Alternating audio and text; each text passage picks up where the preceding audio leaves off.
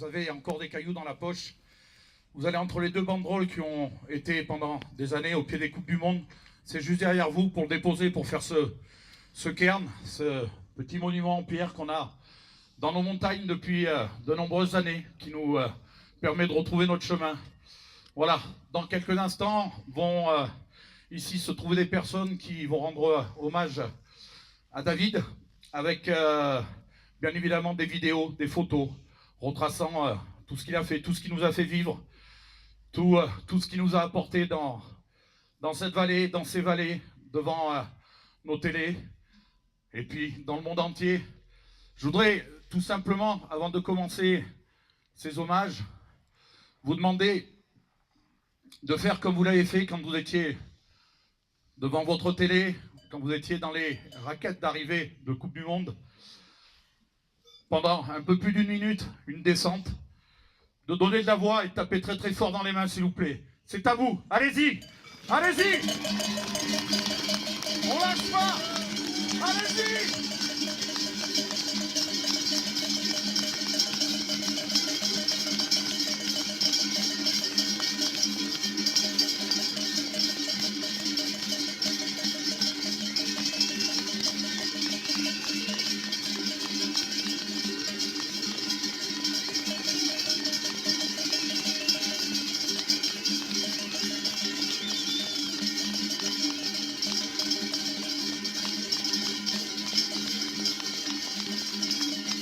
Allez, encore.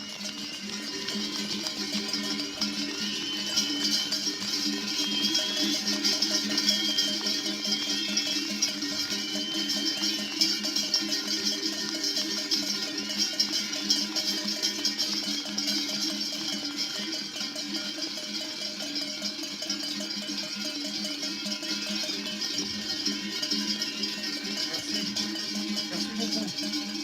On est maintenant avec monsieur le maire de Pézévan-Nancroix, monsieur Laurent Trézalé.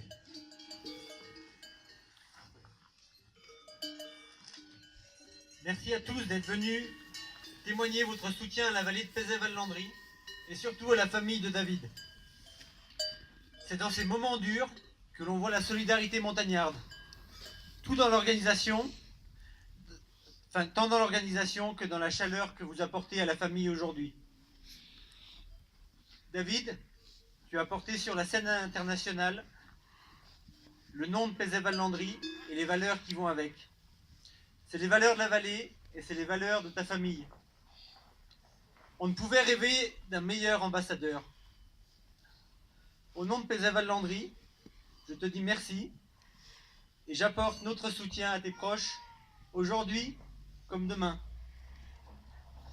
Tuanan Leo, everybody are here today to tell you how much they love David. They are here to support you and will be tomorrow as well. Merci. Continue d'avancer avec le numéro. Regardez, il n'y a que du vert dans le tableau de marche de David Poisson. 35 centimes d'avance sur Andreas Romard. Allez, là, il faut décoller. Oui, c'est bon. Oh, attention, la faute intérieure, la vie revient à l'équilibre. C'est pas très grave. Allez, il faut continuer à découper, rester vigilant. Mais dans les lignes au maximum, David, il est toujours devant. 4 dixièmes, c'est tout bon. Ah ouais, là, c'est excellent. Là, il vole. Là, il y a les jambes qui bougent bien. Il laisse filer. C'est parfait, David, ça. Et on sait qu'il a l'habitude de suivre très très fort ses courses. Ah, il a un gros physique, David. Il peut tenir. Il a attention, pas trop direct, David. C'est bon, retrouve de la hauteur. Voilà, tout de suite plongé ici. Allez, David Poisson à l'arrivée. Oui, c'est bon, on doit rentrer. Romard, David Poisson, c'est le bon. Avec 4 David Poisson qui prend la tête des championnats du monde.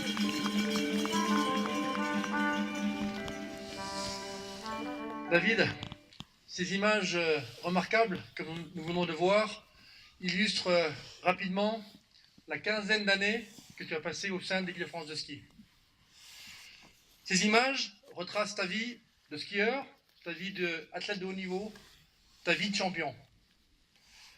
Ces images nous montrent la manière dont tu as maîtrisé toutes les descentes du monde, et particulièrement les plus difficiles, Kitzbühel, Bormio, Beaver Creek et la face de Bellewaerde. Plus les conditions de ces pistes étaient difficiles, plus tu te régalais et plus tu étais attendu. Ces images nous rappellent ton impressionnante force physique, ta capacité à toujours aller de l'avant, à te relever de toutes les difficultés. T'arrêtes pas de le chercher, surtout de ta tu le passion trouves pour la pas, vitesse. tu te concentres de nouveau, tu continues ta manche, et t'es au fond, tu vas chercher une médaille de bronze, c'est juste incroyable. Non mais c'est sûr je gagnais hein, si je perdais pas le bâton. Possible, mais là, je pense que c'est vraiment un grand honneur d'avoir un champion comme ça, et je trouve pas mes mots. Bah écoute, tu vas bientôt me faire pleurer donc arrête. Non, tes premières impressions déjà par rapport au podium, Axel Lund-Svindal, c'est un beau podium, hein. Axel Lund-Svindal qui est favori, qui va chercher cette médaille d'or. Dominique Paris qui a une grosse saison derrière lui et qui fait une belle médaille d'argent. Et toi, qui viens compléter ce podium, qu'est-ce que tu as à nous dire? J'ai l'impression que je vais les regarder d'un petit peu d'en bas sur le podium, vu qu'ils sont quand même très très grands et que moi je vais être sur la dernière marche donc... Ah, c'est pas la grandeur en centimètres qu'on regarde la grandeur d'un homme. David, aujourd'hui, est-ce que tu as senti que tu étais bien dans le coup en haut? Et est-ce que en te réveillant ce matin, tu sentais que c'était ton jour? Écoute, depuis le début de la saison, je fais quand même sur les courses, je les gère assez bien. Aujourd'hui, j'avais rien à perdre. Quand on voit le profil de la piste, c'était pas forcément un profil qui m'allait. Je savais que je pouvais être très très vite en bas, enfin rien lâcher, parce que très vite, il y a des techniciens qui sont quand même bien plus forts que moi. Mais voilà, au départ, je me suis dit, il faut engager, il faut aller chercher la vitesse. Et je suis vraiment, vraiment content là. Alors la confiance que tu as pris à Kitzbühel, je pense que celle-là, elle t'a aidé ici. Mais je reviens encore une fois sur cette histoire de bâton. Imaginez, les 3/4 des athlètes étaient cuits au fond, ils étaient fatigués, ils n'avaient plus les cannes. Poisson, il doit encore s'occuper de son bâton, s'occuper du terrain, des mouvements de vague, des courbes, et il doit encore aller chercher son bâton. C'est juste incroyable. Ouais, mais le bâton, bien, forcément, j'ai senti que je le perdais, mais j'étais vraiment bien dans ma course. Et j'ai pas fait vraiment gaffe. Après j'essayais quand j'étais en train de le remettre, je me disais faut que tu restes un maximum profilé, garde la vitesse et voilà. Après de toute façon une fois que tu es dans la course, tu es aussi bien placé que moi pour le savoir. C'est le genre de truc tu fais pas vraiment gaffe si tu es vraiment dans la course. David Poisson qui nous entend, c'est le plateau hors piste à Paris avec Sandrine Bailly, Fabrice Guy, Pierre Pacaille et Christelle Pascal. David, tout d'abord, félicitations, bravo pour cette médaille de bronze, la deuxième pour l'équipe de France après l'argent de Coty et de Tessier. David, vous aviez déjà pris 2 quatrièmes places à Bormio et à Kitts cette année, mais cette breloque là, c'est la plus belle. Déjà j'ai pas fait 4e à Bormio cette année mais c'est pas grave, merci quand même. Et oui je suis très content, je suis très très content de faire cette médaille. Ouais, il y a un petit décalage, je suis désolé, peut-être je parlerai en même temps que vous. Mais non, c'est vraiment une super journée, j'étais très content de ma manche. Et puis aujourd'hui, il y a la petite cerise sur le gâteau, c'est génial, c'est génial. On verra à la fin de journée, pour l'instant je réalise pas tout de suite. Donc voilà, on en reparlera sans doute, on aura l'occasion d'en reparler, je pense, ensemble à un autre moment. David, c'est Christelle, je voulais savoir si au moment de mettre les bâtons dans le portillon ce matin, c'était un jour un peu différent ou c'était finalement un jour comme les autres ou s'il y avait quelque chose que tu sentais autrement aujourd'hui. Bah non, franchement ça allait pas super bien dans le départ. Je sais pas, un peu tendu, pas génial quoi. Non, c'est vrai que c'est depuis le début de la saison, c'est ce que j'ai dit tout à l'heure, je me régale sur les cours, j'arrive à prendre des risques, je suis assez confiant sur le ski que je propose. Et aujourd'hui, de toute façon, j'avais rien à perdre, c'était pas une piste un profil de piste qui m'allait forcément. Donc voilà, c'est les courses d'un jour, faut prendre sa chance.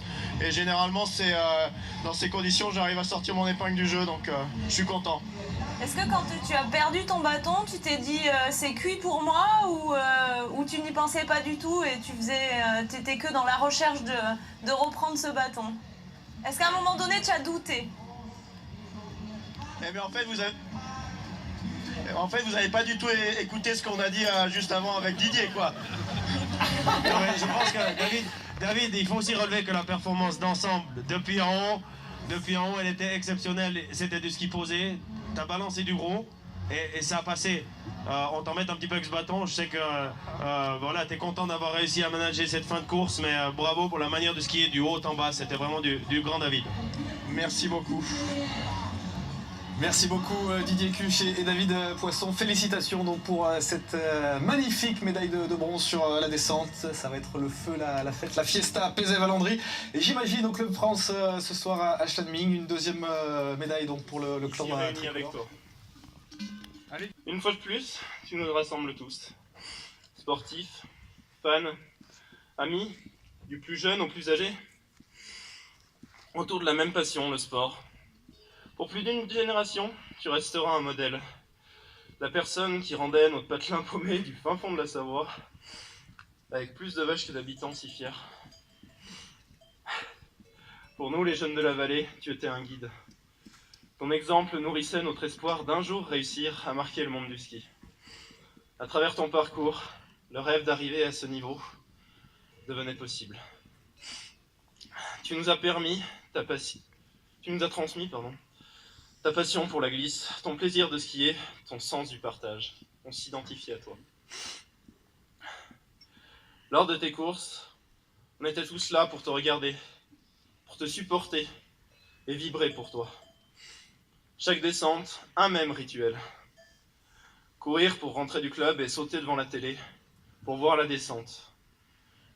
Le moment où tu étais derrière le portillon, ta seconde de concentration, tête entre les mains, la détermination sur ton visage. Tous ces petits détails nous donnaient l'impression de vivre la course avec toi. Merci pour tout ce que tu nous as transmis. La plupart d'entre nous ont des combinaisons, des shorts, des vestes qui t'ont appartenu. Preuve de notre admiration pour toi et de ta grande générosité. Toujours proche de tes valeurs, tu restais disponible pour ton club et la station. On voyait la fierté que tu avais à représenter Pézet à chaque nouveau départ. On retient de toi un homme gentil, posé, qui avait toujours les lèvres surchargées de pisbuine. C'était ton truc, ça. Allez, bonne chance pour cette dernière course. Direction les étoiles. Salut David.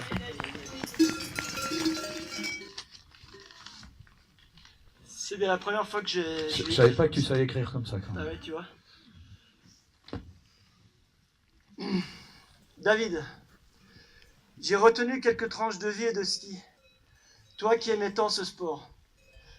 La première fois que nous avons skié ensemble, c'était à Val Thorens. Tu avais 11 ans. Tu as enchaîné dans un mur de bosse en défiant toutes les lois de l'équilibre et du ski. Tu avais la mission de suivre les plus grands, Jean-No et Fabien. Je vous ai retrouvé en bas de la piste. Ton visage était fendu d'un large sourire. Déjà à l'époque, on le disait pas, mais tu n'avais rien lâché. Un an plus tard, ton premier championnat de France de vitesse, tu l'as fait sur le haut de la verte des Ouches à Chamonix. Tu avais tiré un dossard dans les vins, inconnu, loin d'être le favori. Sur un coup de génie, tu fais ton premier podium. Depuis ce jour-là, même si le chemin était long, quelque chose s'est passé. Le ski, tu l'as aimé sous toutes ses formes. Après les séances du ski club, quand tu étais gamin, tu descendais là en face, en encroix pour rejoindre l'Ancolie. Rien ne t'arrêtait. En poudreuse, en début de saison, et entre les plaques d'herbe avec tes potes au printemps, on fait de toi le skieur qu'on connaît. Discret et bienveillant, entre deux Coupes du Monde, tu assistais aux séances du club et distillais tes conseils aux jeunes. Nous avons découvert le haut niveau ensemble. Et quelle fierté pour le club quand tu décroches ta première sélection pour les Jeux Olympiques des jeunes. En République tchèque, tu avais 15 ans. Et ta première tenue bleu-blanc-rouge. C'est le début d'une belle carrière qui commence. Ta manière si particulière de skier n'a pas toujours été facile à comprendre et à lire pour tes entraîneurs. À force de courage et de coups d'éclat, tu as imposé ton style sur toutes les neiges et les pistes du monde. Tu n'aimais pas trop parler de tes perfs. Ton moteur a été les sensations, le feeling et le plaisir. Ce sont tes mots. Ces mots qui ont toujours résonné en toi. Quand tu étais loin des podiums ou de retour de blessure, tu trouvais toujours, mais toujours un côté positif. 2 courbes, un appui, un saut, et tu repartais avec l'enthousiasme de Benjamin. Tu relevais tous les défis. Tes grandes courbes sur le stade, dans la façade Belle-Côte, ou dans le débat de la Strafe, resteront à jamais, jamais gravées dans nos pupilles. Pour nous tous, skieurs, sportifs, montagnards, spectateurs, tu es et restera la flèche bleue, l'étoile filante du ski. Merci. Plus fort, s'il vous plaît, tout le monde, allez, on monte dans la voie, allez! Allez, s'il vous plaît, j'arrête.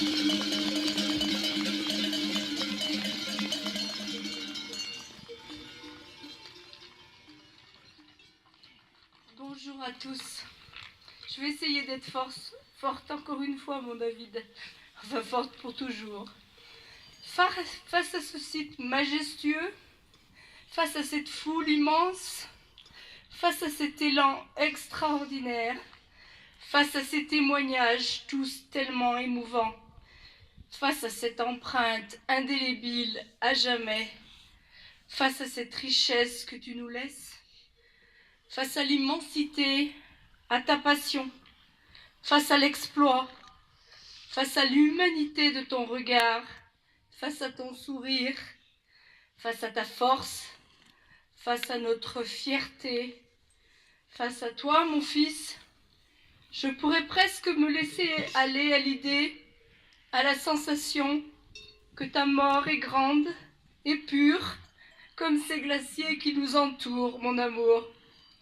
Mais face à ton absence, face à ta petite femme, à ton fils, face à ton frère jumeau et les siens, face à ma mine, à notre famille, face à tes copains, tes frères du ski, face à notre triste statut de terrien, je ne peux qu'implorer que la confiance revienne, que l'amour perdure, que ta lumière nous éclaire, que tes exploits nous guident, que tes retrouvailles avec ton papa fassent que très vite vous nous guidiez vers demain.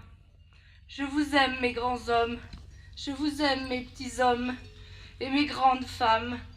Je suis tellement fière de vous, les gros, et de tout le staff. Je tiens à vous remercier tous.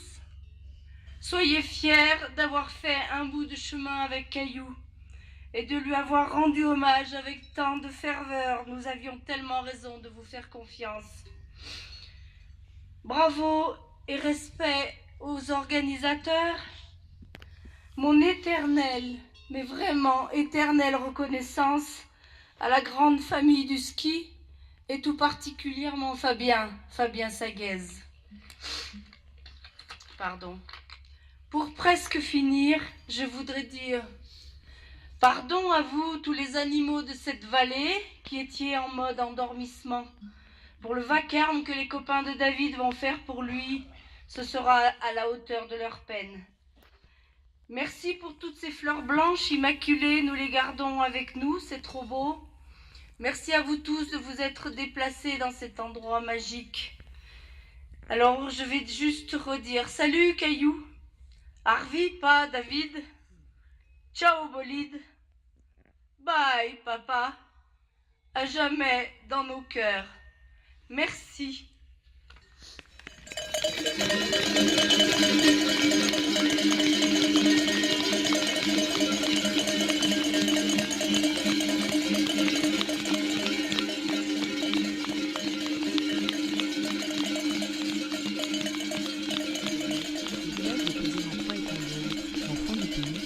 Apprécié de tous.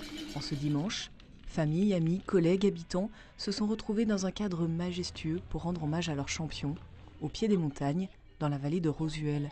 Chacun était invité à déposer un caillou pour constituer un cairn en l'honneur de David Poisson. David, c'est un enfant du pays, il a grandi parmi nous, donc on est là pour lui et surtout pour soutenir la famille. Plus d'1 millier de personnes s'est réuni devant le corps de David Poisson, entouré de sa famille et de ses bolides qu'il aimait tant. La foule est invitée à faire du bruit pour son champion. Elle vibre de nouveau devant les performances de l'athlète et notamment sa fameuse descente de Schladming de 2013. Sa gentillesse, toujours disponible, et puis un athlète hors norme, un athlète qui a eu une médaille au championnat du monde, qui a fait 13 ans de Coupe du Monde. Plus les pistes étaient difficiles, plus il était présent, un skieur hors norme. Connu depuis tout petit, moi j'étais aussi entraîneur au ski club en ski nordique. Et donc je l'ai eu aussi gamin, parce qu'on faisait des activités communes, le ski alpin, le ski de fond. Donc voilà, et effectivement c'est l'enfant du pays et c'est normal, plus que normal d'être ici. Oui. Avec un sourire que seuls les piquets redoutaient, car eux savaient qu'ils allaient bien ramasser. Aujourd'hui, notre portillon de départ fait grise mine depuis qu'il ne te voit plus arriver les premiers crochets serrés. Tu étais simplement un mec bien, l'ami que l'on voudrait tous avoir dans son équipe, le grand frère de la famille. C'est donc un athlète complet qui est salué par une dizaine de témoignages au cours de cet hommage. Un puriste, un homme généreux et passionné, un modèle, un frère, un cousin, un fils. Moi, dans ma mémoire, il y a des carons, il y a des poissons, la la la la la la, des pieds gelés, des explosions de joie, des larmes, de la fierté. Mais il y a surtout des dimanches au goût de lard et de patates, des parties de football riches en mercurochrome et en pain de glace. Face à l'exploit, face à l'humanité de ton regard, face à ton sourire, face à ta force, face à notre fierté, face à toi, mon fils, je pourrais presque me laisser aller à l'idée, à la sensation que ta mort est grande et pure, comme ces glaciers qui nous entourent, mon amour. C'est finalement la voix et le rire de David Poisson qui trouvent écho dans ce vallon pour clore cet hommage. Du coup, tu vas bientôt me faire pleurer, donc arrête. C'est dans un silence empreint d'émotion et de respect que se forme une haie d'honneur. Moniteur de ski, anonyme et ami, entoure David et ses proches.